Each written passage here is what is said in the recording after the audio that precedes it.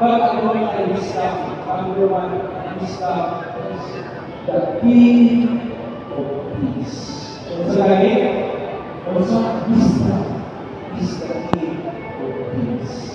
Pag nangis sa inuhan, kinignan sa inuhan, pinighatag sa Diyos na inuhan Diyos. Mahirap ito at may nalilang sa Panginoon.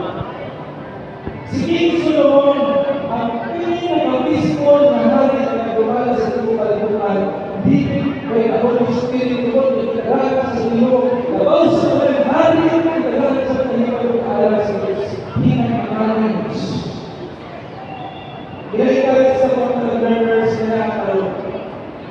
Pag-alas na ako na may kurso, sigurado ako, kaya naman, hindi ang kurso, o na ang mga kurso.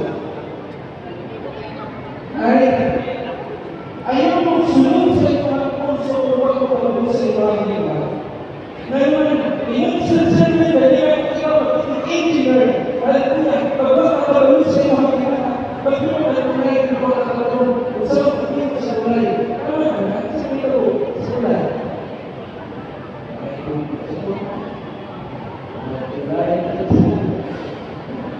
Ayaw ko,